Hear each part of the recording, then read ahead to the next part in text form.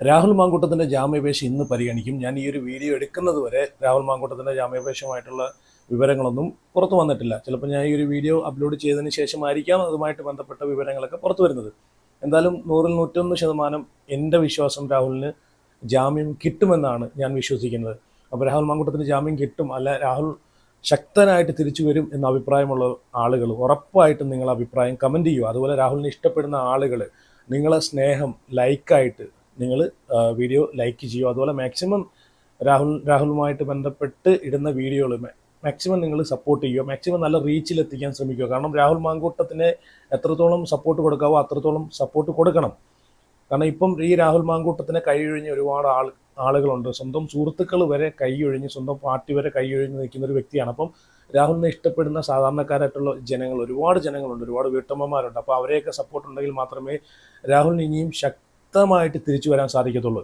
അപ്പം രാഹുൽ മാങ്കൂട്ടവുമായിട്ട് ബന്ധപ്പെട്ട് രാഹുലിന് ജാമ്യം കിട്ടും, രാഹുൽ പൂർവ്വ ശക്തിയോടെ തിരിച്ചു വരും എന്ന് പറയാൻ കാര്യം എന്ന് വെച്ച് കഴിഞ്ഞാൽ ഇത് ഉഭയകക്ഷി പ്രകാരമുള്ളൊരു റിലേഷൻഷിപ്പാണ്. കുറേ പെണ്ണുങ്ങൾ ഇറങ്ങിയിട്ടുണ്ട് ഇതുപോലെയുള്ള കള്ളക്കഥകൾ കൊണ്ടുവന്ന്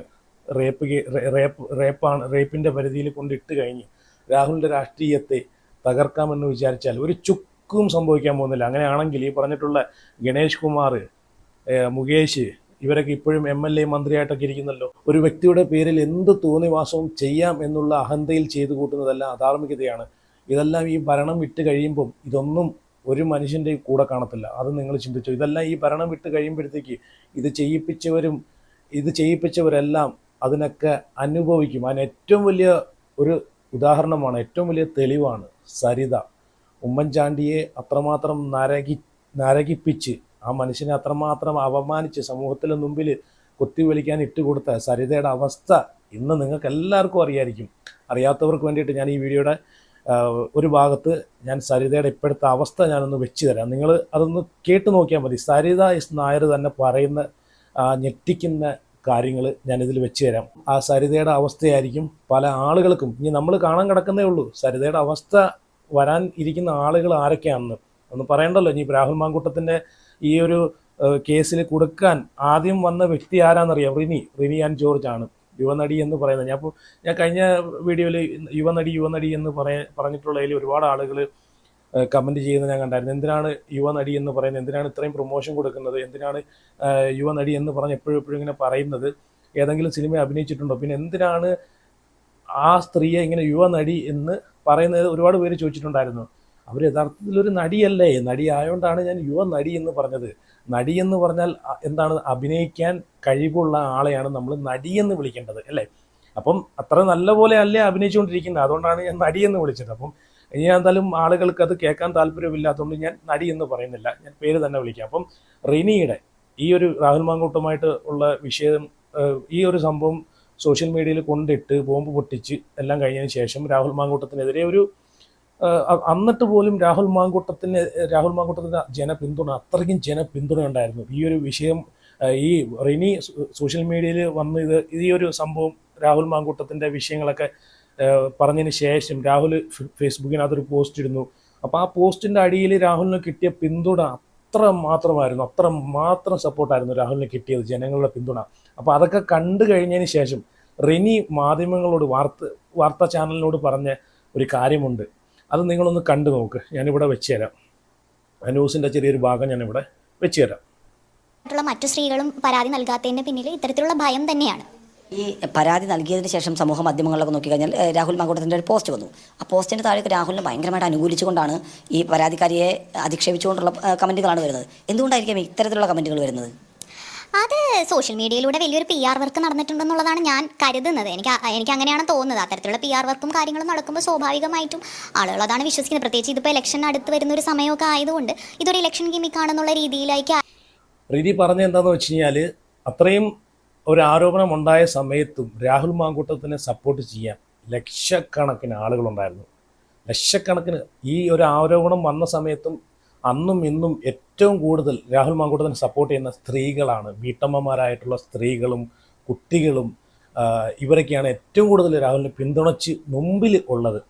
അപ്പം അങ്ങനെയുള്ള ആൾക്കാരെ സപ്പോർട്ട് കണ്ട് കണ്ണ് മഞ്ഞളിച്ച റിനി പറഞ്ഞ എന്താണെന്നറിയാവോ, ഇതൊക്കെ പി ആർ വർക്കുകളുടെ ഭാഗമാണ്, പി ആർ ടീമുകളാണ് ഇതൊക്കെ ചെയ്യുന്നതെന്ന്. പി ആർ ടീമുകളാണ് രാഹുൽ മാങ്കൂട്ടത്തിൻ്റെ പോസ്റ്റിൻ്റെ അടിയിൽ വന്നിട്ട് അത്രയും ലക്ഷക്കണക്കിന് ലൈക്കും ചെയ്ത്, ലക്ഷക്കണക്കിന് 10,000-കണക്കിന് കമൻറ്റും ചെയ്ത്, 10,000-കണക്കിന് ഷെയറും ചെയ്ത് അത്രയും വന്നിട്ടുള്ളത് പി ആറുകളാണെന്ന്.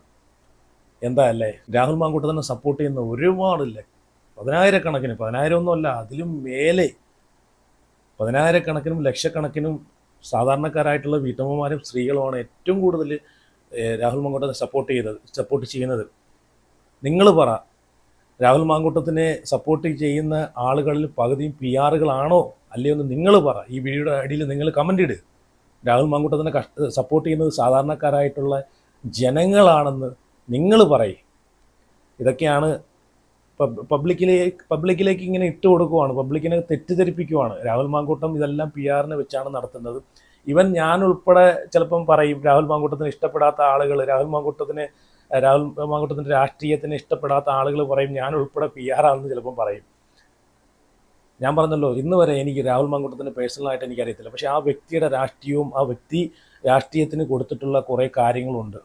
അതുകൊണ്ടൊക്കെ മാത്രമാണ് എവിടെയും എന്തും വെട്ടിത്തുറന്ന് പറയാനും ഒരു മടിയും കൂടാതെ നിലപാടുകൾ വ്യക്തമാക്കാനും സാധാരണക്കാരുടെ ഇടയിലേക്ക് ഒരു പച്ചയായിട്ടുള്ള മനുഷ്യനായിട്ട് ഇറങ്ങി പ്രവർത്തിക്കാനും മടിയില്ലാത്ത മനുഷ്യനാണ് രാഹുൽ മാങ്കൂട്ടം. അതുകൊണ്ട് മാത്രമാണ് ഞാൻ രാഹുൽ മാങ്കൂട്ടത്തിനെ സപ്പോർട്ട് ചെയ്യുന്നത്. അല്ലാതെ ഞാൻ കോൺഗ്രസ് ആയതുകൊണ്ടോ ഞാൻ ഈ പറഞ്ഞിട്ടുള്ള കമ്മ്യൂണിസ്റ്റ് ആയതുകൊണ്ടോ ഒന്നുമല്ല.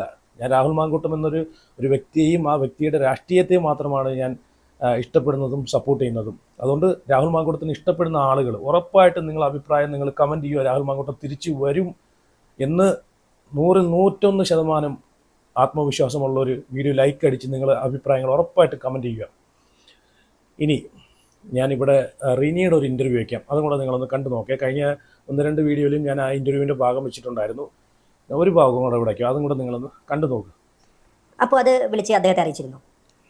ഇല്ല, ഞാൻ അങ്ങനെ എന്താ പറയാ സംസാരിച്ചിരുന്നു, അങ്ങനെയുള്ള ഡീറ്റെയിൽസിലേക്ക് പറയേണ്ട കാര്യങ്ങളില്ലല്ലോ. കാരണം ഈ വിഷയം ഞാൻ അങ്ങനെ വലിയ മാനസികമായിട്ട് എടുത്തിട്ടുള്ള ഒരാളുമല്ല. അങ്ങനെ വിളിച്ചിട്ട് ഞാൻ മാനസികമായിട്ട് തകർന്നു എന്നൊക്കെ പറയുന്ന മാതിരി എന്നെ സംബന്ധിച്ചതൊന്നും ഒരു എഫക്ട് ചെയ്തിട്ടില്ല എന്നുള്ളതാണ്. എന്നെ സംബന്ധിച്ചതൊന്നും ഒരു വിഷയമേ അല്ല. ഞാൻ അതിനെ ഒരു നോ കെയർ ആറ്റിറ്റ്യൂഡ് അല്ല, ഹൂ കെയേഴ്സ്, അത് തന്നെയാണ് എന്റെ ആറ്റിറ്റ്യൂഡ്. അതിലൂടെയാണ് മാധ്യമ ശ്രദ്ധ കൂടുതൽ കിട്ടുന്നത് അല്ലേ? അല്ല, സീരിയസ് ആയിട്ട് അറിയാനുള്ള ഒരു ആഗ്രഹം കൊണ്ട് ചോദിക്കുന്നതാണ്. ഇതെങ്ങനെയാണ് രാഹുൽ മാങ്കൂട്ടത്തിലുമായിട്ട് എങ്ങനെയാണ് ഒരു ബന്ധത്തിലേക്ക് വരുന്നത്? അല്ല, ഞാൻ അങ്ങനെ ആരുടെയും പേരെടുത്ത് പറഞ്ഞിട്ടില്ല. പിന്നെ ഇപ്പൊ അതിനിപ്പം പേരെടുത്ത് പറയാതെ തന്നെ ജനങ്ങൾ അത് ഏകദേശം ഉൾക്കൊണ്ട് കഴിഞ്ഞു. ഇപ്പൊ പേരെടുത്ത് പറയുന്നതിൽ അർത്ഥമൊന്നുമില്ല. ഈ ഇന്റർവ്യൂ ഒട്ടും റിനി പ്രിപ്പയർ ചെയ്യാതെ വന്നിരുന്ന് കൊടുത്തൊരു ഇന്റർവ്യൂ ആണ്. പക്ഷേ രാഹുൽ മാങ്കൂട്ടത്തിനെ പറ്റിയിട്ട് ആ ഒരു ഹൂ കേഴ്സ് എന്നുള്ളൊരു ഡയലോഗ് ഇട്ട് രാഹുൽ മാങ്കൂട്ടത്തിനെ ഇതിലേക്ക് കൊണ്ടുവരുന്നല്ലോ, ഈ ഒരു കുരുക്കിലേക്ക് കൊണ്ടിരുന്ന ഇന്റർവ്യൂ, അത് നല്ല രീതിയിൽ പ്രിപ്പയർ ചെയ്ത് എല്ലാം പ്ലാൻ ചെയ്ത് എടുത്തൊരു ഇൻ്റർവ്യൂ ആണ്. അതിൽ തിരക്കഥ വായിച്ച് പറയുന്ന പോലെയാണ് അതിനകത്ത് പറയുന്നത്. പക്ഷേ ഈ ഇൻ്റർവ്യൂ കണ്ടപ്പോഴത്തേക്ക് ഇതിനകത്ത് ഫുള്ളും മെഴുകൊക്കെയാണ്, മെഴുകി ഒരു പരുവാവുന്നൊരു റിനിയാണ് കണ്ടത്. എന്ന് വെച്ചാൽ പെട്ടെന്നുള്ളൊരു ഇൻ്റർവ്യൂ ആണ് ഇത്. ഒട്ടും പ്രിപ്പയർ ചെയ്യാതെ വന്നിരുന്ന്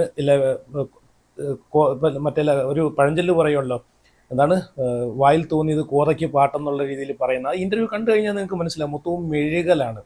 അപ്പോൾ ഇതിനകത്ത് റിനി പറയുന്ന കാര്യം എന്ന് വെച്ച് കഴിഞ്ഞാൽ റിനിയുടെ അവതാരകൻ ചോദിക്കുവാണ്, ഇത് VD സതീശനോട് ഈ കാര്യം പറഞ്ഞിട്ടുണ്ടോ എന്നാണ് ചോദിക്കുന്നത്.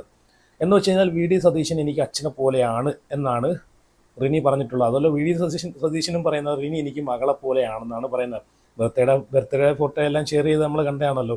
സ്വന്തം മകളുടെ ബർത്ത്ഡേ പോലും ആഘോഷിക്കുന്ന ഇന്ന് വരെ നമ്മൾ കണ്ടിട്ടില്ല. പക്ഷേ റിനിയുടെ ബർത്ത്ഡേ ആഘോഷിക്കുന്നതെല്ലാം നമ്മൾ കണ്ടു. അപ്പം അങ്ങനെയുള്ള ഒരാളെടുത്ത് ഞാൻ പറഞ്ഞിട്ടില്ല എന്നാണ് പറയുന്നത്. മകളെപ്പോലെയുള്ള ഒരാളാണ്, അതുപോലെ അച്ഛനെ പോലുള്ളൊരു വ്യക്തിയാണ്.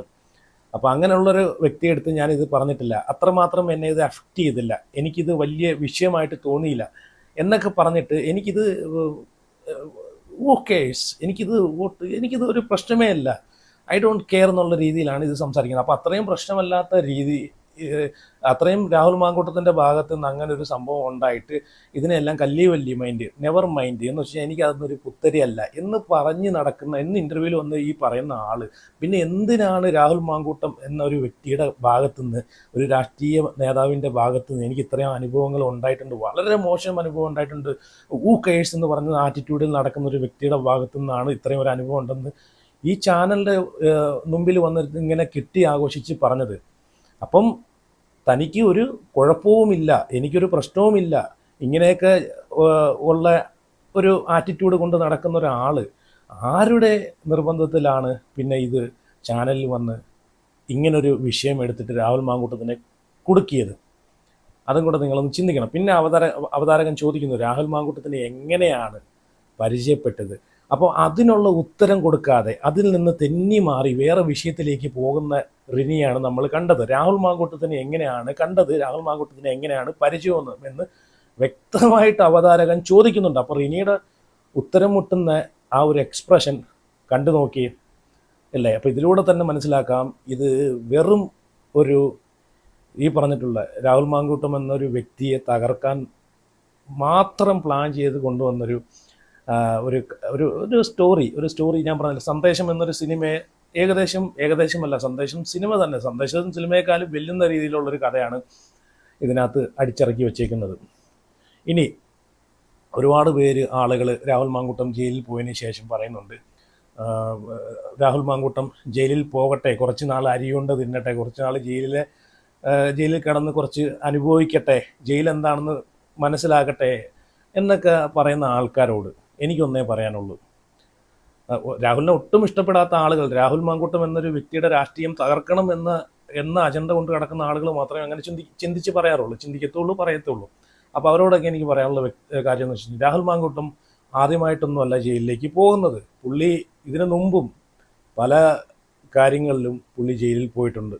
പല കാര്യം എന്ന് വെച്ച് കഴിഞ്ഞാൽ ഞാൻ ഈ പറഞ്ഞ പോലെ അടിപിടി, അങ്ങനെയുള്ള മോഷണം, കൊലപാതകം, ഇതൊന്നും ആയിട്ടല്ല, നല്ല നല്ല കാര്യങ്ങൾക്ക് വേണ്ടിയിട്ടാണ് പുള്ളി ജയിലിൽ പോയിട്ടുള്ളത്. അത് പുള്ളി തന്നെ പറഞ്ഞിട്ടുണ്ട്.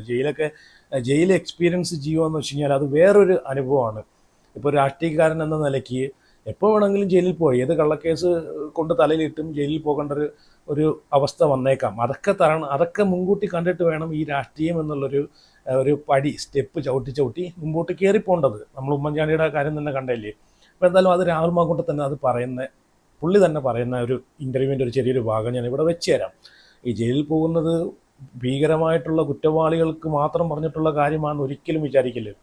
എത്രയോ നിരപരാധികളായിട്ടുള്ള ആളുകൾ ഇപ്പോഴും ജയിലിൽ കിടപ്പുണ്ട്. കുറ്റവാളികൾ പുറത്തിറങ്ങി വിലസുകയും ഇതുപോലത്തുള്ള മന്ത്രി സ്ഥാനങ്ങളിലിരിക്കുകയും എല്ലാം ചെയ്യുന്ന ആളുകൾ ഇപ്പോഴും ഉണ്ട്. നിരപരാധികളായ ആളുകൾ ഇപ്പോഴും ജയിലിൽ കിടക്കുന്ന ഒരുപാട് ആളുകളുണ്ട്, ഈ രാഹുൽ മാങ്കൂട്ടത്തിനെ പോലെയുള്ള ആളുകൾ. എന്തായാലും ആ ഒരു ജയിലിനെ പറ്റിയിട്ട് സംസാരിക്കുന്ന ആ ഇൻ്റർവ്യൂവിൻ്റെ ചെറിയൊരു ഭാഗം ഞാൻ ഇവിടെ വെച്ച് തരാം. അതും കൂടെ നിങ്ങളൊന്ന് കണ്ടു നോക്ക്.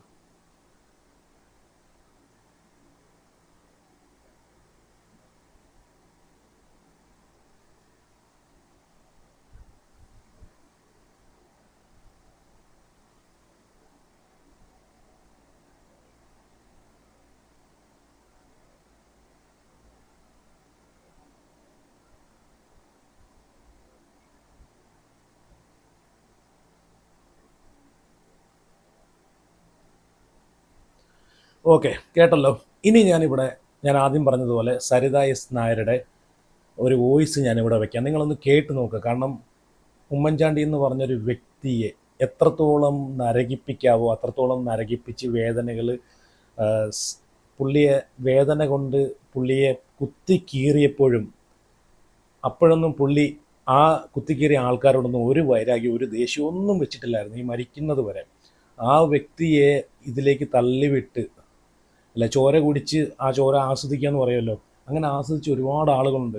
അതിലൊരു വ്യക്തിയാണ് സരിത. പക്ഷേ സരിതയുടെ ഇതിനൊക്കെ ശേഷം സരിതയുടെ ഒരു 24-നകത്ത് ഉള്ള ഒരു പഴയ ഒരു ഇൻ്റർവ്യൂ, അതിനകത്ത് അരുണാണ് 24 ഇപ്പോഴത്തെ റിപ്പോർട്ടർ ചാനലിലെ അരുണാണ് അതിനകത്ത്. ആദ്യം 24-നകത്തായിരുന്നല്ലോ അരുണാണ് ഈ പറഞ്ഞിട്ടുള്ള സരിത എസ് നായരെ ഇൻ്റർവ്യൂ എടുക്കുന്നത്. ആ ഇൻ്റർവ്യൂ കണ്ടപ്പോഴത്തേക്ക് എനിക്ക് സരിതയോട് കുറച്ച് കാര്യമൊക്കെ എനിക്ക് തോന്നിയായിരുന്നു. കാരണം സരിത മറ്റാർക്കോ വേണ്ടിയിട്ട് ഉമ്മൻചാണ്ടി എന്ന് പറഞ്ഞൊരു മനുഷ്യനെ കരുവാക്കുകയാണ് ചെയ്തത്. സരിത കരുവാക്കിക്കൊണ്ടാണ് ഇരുന്നത്. പക്ഷേ എന്തൊക്കെ പറഞ്ഞാലും ആ വ്യക്തി അനുഭവിച്ച അന്ന് എനിക്ക് സരിത ആ ഇൻ്റർവ്യൂ കണ്ടപ്പോഴത്തേക്ക് എനിക്ക് നേർക്കുനേർ അങ്ങനെ കണ്ട പറഞ്ഞൊരു പ്രോഗ്രാമാണെന്ന് തോന്നുന്നു. അപ്പോൾ അത് കണ്ടപ്പോഴത്തേക്ക് സരിതയോട് കുറച്ച് എനിക്ക് ഒരു ചെറിയൊരു സഹതാപമൊക്കെ എനിക്ക് തോന്നി. പക്ഷേ എന്നാൽ തന്നെയും ഉമ്മൻചാണ്ടി എന്ന് പറഞ്ഞൊരു വ്യക്തി അനുഭവിച്ചതിന് ഒരു ദാക്ഷിണ്യവും ഇതിനകത്ത് സരിതയിലൂടെ കാണിക്കല്ലേ എന്നാണ് എനിക്കും പറയാനുള്ളത്. കാരണം ആ വ്യക്തി എത്രത്തോളം അനുഭവിച്ചോ, എത്രത്തോളം തൻ്റെ രാഷ്ട്രീയ ജീവിതം സമൂഹത്തിൽ കൊണ്ടിട്ട് നശിപ്പിച്ച് കളയുന്നുള്ള രീതിയിൽ അത്രയും മനുഷ്യൻ കെട്ടിപ്പടുത്തി എടുത്തൊരു ഇമേജ് ഉണ്ടല്ലോ, അതൊക്കെ തകർക്കുന്ന രീതിയിലാണ് അന്ന് ഉമ്മൻചാണ്ടിയെ സമൂഹത്തിന് മുമ്പിലേക്ക് ഇട്ട് കൊടുത്തത്, കുത്തി വലിക്കാനെ കൊണ്ട്. അപ്പോൾ അങ്ങനെ ഒരു അതിന് മുമ്പിൽ നിന്ന ഒരു ആളും കൂടെയാണ് ഈ സരിത. അപ്പോൾ എന്തായാലും ഈ സരിത ഇറക്കിയ ആളുകളൊക്കെ ആരാന്ന് നമുക്ക് നല്ലതുപോലെ അറിയാം. അതൊന്നും ഞാനിപ്പോൾ ഇവിടെ പറയുന്നില്ല, അതൊക്കെ പറഞ്ഞു കഴിഞ്ഞാൽ പിന്നെ ഒരുപാട് ലെന്ത് കൂടിപ്പോവും. അപ്പോൾ എല്ലാവർക്കും അറിയാവുന്ന കാര്യമാണ്. അപ്പോൾ എന്തായാലും സരിതയുടെ വോയിസ് ഞാൻ ഇവിടെ വെച്ച് തരാം, നിങ്ങളൊന്ന് കേട്ട് നോക്ക്. ഇന്ന് ആ സരിത എന്ന് പറയുന്ന വ്യക്തി അനുഭവിക്കുവാണ്. ഒരു ഗുളികയ്ക്കോ ഒരു ചികിത്സയ്ക്കോ ഒരു സ്ഥലത്ത് പോലും ചികിത്സ ഇല്ലാത്ത ഒരു രോഗം പിടിപെട്ട് സരിത അനുഭവിക്കുന്ന സരിതയുടെ വോയിസാണ് ഞാനിപ്പോൾ ഇവിടെ വെച്ചിരുന്നത്. നിങ്ങളൊന്ന് കേട്ട് നോക്ക്. ഇതുപോലെ ആയിരിക്കും രാഹുൽ മാങ്കൂട്ടം എന്നുള്ളൊരു വ്യക്തിയെ നശിപ്പിക്കാൻ മുൻകൈ എടുത്ത് നിൽക്കുന്ന ആളുകളുടെ അവസ്ഥ നാളെ ഇത് തന്നെ ആയിരിക്കും. അതും കൂടെ ഒന്ന് മനസ്സിലാക്കുക. എന്തായാലും ഞാൻ ഇവിടെ വെച്ച് തരാം, അത് കണ്ടിട്ട് അത് കേട്ടിട്ട് നിങ്ങൾ ഉറപ്പായിട്ടും നിങ്ങളുടെ അഭിപ്രായങ്ങൾ നിങ്ങൾ കമൻറ്റ് ചെയ്യുക. എന്താണ് ആക്ച്വലി അസുഖം? അത് ഞാൻ അയച്ചു തരാം സാർ. അത് നോക്കി ഇവിടെ ഫോൺ എടുക്കാൻ സമ്മതിക്കത്തില്ല, അതാണ്. ഹോസ്പിറ്റലാണോ? അതെ ഫോണ് ഇത് സമ്മതിക്കത്തില്ല. ഇത് ഒറ്റ ചെറിയ സ്ലോ പോയിസൺ ഇതായത് തന്നെയാണോ സംഭവം? അല്ല, ഒരുപാട് കാരണങ്ങൾ അതിനകത്ത് വന്നിട്ടുണ്ട്. അവർക്ക് ഇത് ഇങ്ങനെയുള്ള അസുഖങ്ങളുടെ എന്താ പറയാ, അതിന്റെ സോഴ്സ് എങ്ങനെയാണെന്ന് അവർക്ക് കണ്ടുപിടിക്കാൻ പറ്റത്തില്ല. വർഷങ്ങളായില്ല, ഇപ്പൊ 2018 തൊട്ട് തുടങ്ങിയതാണിത്. അപ്പൊ ഇനിയിപ്പോ നോക്കണം സാർ അതെന്താണ്. ഈ സ്ലോ പോയിസൺ കഴിച്ചാൽ പ്രഥമ ദൃഷ്ടിയ പെട്ടെന്ന് കണ്ടുപിടിക്കാൻ പറ്റില്ല, ഘട്ടം ഘട്ടമായിട്ടാണ് ഉണ്ടാവുക. അതെ അത് നമ്മളറിയില്ല. നമ്മുടെ ശരീരം മുഴുവൻ തളരുക, ആന്തരിക അവയവങ്ങൾ എല്ലാം തകരാറിലാവുക, ക്യാൻസർ പോലുള്ള രോഗങ്ങൾ വരിക, ഇതൊക്കെയാണ് അതിന്റെ ലക്ഷണങ്ങൾ. അല്ല, ഇത് നമുക്ക് ഓട്ടോ ഇമ്മ്യൂൺ റിവേഴ്സ് ആയതാണ്. അതായത് നമ്മുടെ ഇമ്മ്യൂണിറ്റി പവർ നമ്മുടെ പോകുന്നതല്ല അതിനകത്ത് പ്രശ്നം. ഇത് ഇമ്മ്യൂണിറ്റി പവർ നമ്മളുടെ നല്ല ശരീരത്തിന്റെ കോശങ്ങളെ ഡിസ്ട്രോയ് ചെയ്തുകൊണ്ടിരിക്കുകയാണ്. റെഡ് സെല്ല് നശിപ്പിക്കും. അതെ, നല്ല സെൽസിനെ നശിപ്പിക്കും. അപ്പം ഓട്ടോമാറ്റിക്കായിട്ട് നെർവിനെയാണ്, എന്റെ കാലിലെ നെർവുകളെയൊക്കെയാണ് എഫക്ട് ചെയ്തത്. വാസ്കുലൈറ്റിസ് എന്ന് പറയുന്ന രക്തവാദം, അതായത് നെർവ്സിന്റെ എല്ലാം നീർവീക്കം, രക്തക്കൊള്ളികളിൽ നീർവീക്കം ഉണ്ടാക്കുകയാണ് ചെയ്തത്. എന്നിട്ട് ഞരമ്പുകളുടെ മൈലിൻ ഷീറ്റ് ഉരുകി പോകും. അത് ഈ ഓട്ടോഇമ്യൂൺ കാരണമാണ് അങ്ങനെ വന്നത്. അപ്പൊ നമ്മൾ ഈ നെർവ്സ് പോകുന്ന ഭാഗത്തെ മസിൽസ് പ്രവർത്തിക്കില്ലല്ലോ, അങ്ങനെ വീക്ക്നെസ് ഉണ്ടാവും. അപ്പൊ ആദ്യമൊക്കെ എക്സ്ട്രീമിറ്റീസ്, അതായത് കാലുകളിലും കൈകളിലുമാണ് വന്നത്. പിന്നീടാണ് ഇപ്പം ചില സമയത്തൊക്കെ കണ്ണുകളെ ബാധിക്കും. പിന്നെ അതിന് ട്രീറ്റ്മെന്റ് എടുക്കുമ്പോൾ ആദ്യം കണ്ണുകൾക്ക് വരുന്ന സമയത്ത് തന്നെ ട്രീറ്റ്മെന്റ് എടുത്താൽ കുറച്ച് റിവേഴ്സ് ആവും. പിന്നീട് വീണ്ടും ആഴ്ചകൾക്ക് ശേഷം ഇത് വരും. അങ്ങനെയാണ്. ഈ ഗണേശൻ വേണ്ട സഹായം ഒന്നും ചെയ്യുന്നില്ലേ നേരം? ഞാൻ ആരുടെ ഒന്നും സംസാരിക്കാറില്ല. എന്നാലും അദ്ദേഹത്തിന്റെ ഒരു കുട്ടിയല്ലേ, അപ്പം ആ കുട്ടിയെ നോക്കാനുള്ള ബാധ്യത അദ്ദേഹത്തിനല്ലേ? നമ്മൾ ആ കമന്റ് ഒഴിവാക്കുന്ന കേട്ടല്ലോ, 2018 മുതൽ അനുഭവിച്ചുകൊണ്ടിരിക്കുകയാണ്. സത്യത്തിന്റെ ഒരു കണിക പോലും ഇല്ലാതെ ഭയങ്കരമായിട്ടുള്ള ഒരു ആരോപണം കൊണ്ട് ജനങ്ങളെ അതിരറ്റ് സ്നേഹിച്ച് ആ വ്യക്തിയുടെ തലയിലേക്ക് കൊണ്ടിട്ട് കഴിഞ്ഞ് ആ വ്യക്തിയെ കൊല്ലാക്കൊല ചെയ്തിട്ടുള്ള ആളുകളുടെയൊക്കെ അവസ്ഥ ഇത് തന്നെ ആയിരിക്കും. അതുപോലെയാണ് ഇപ്പോൾ രാഹുൽ മാങ്കൂട്ടം എന്ന ആ ഒരു വ്യക്തിയെ തകർക്കാൻ നോക്കുന്ന ആളുകളുടെ അവസ്ഥ. അപ്പോൾ എന്തായാലും നിങ്ങളുടെ അഭിപ്രായം ഉറപ്പായിട്ട് കമൻറ്റ് ചെയ്യുക. അതുപോലെ വീഡിയോ എല്ലാവരും, രാഹുലിനെ ഇഷ്ടപ്പെടുന്ന എല്ലാവരും വീഡിയോ ഉറപ്പായിട്ടും ലൈക്ക് ചെയ്യുക. അതുപോലെ ചാനൽ സബ്സ്ക്രൈബ് ചെയ്യുക. ഇനിയും രാഹുലിനെ സപ്പോർട്ട് ചെയ്ത്, ഇനി രാഹുലിന് ജാമ്യം കിട്ടിയാലും മുമ്പോട്ടും രാഹുലിനെ സപ്പോർട്ട് ചെയ്ത് ഒരുപാട് വീഡിയോകൾ ചെയ്യാനുണ്ട്. അതുകൊണ്ട് നിങ്ങൾ മാക്സിമം നിങ്ങളുടെ സപ്പോർട്ടും കൂടെ നിങ്ങൾ തരിക.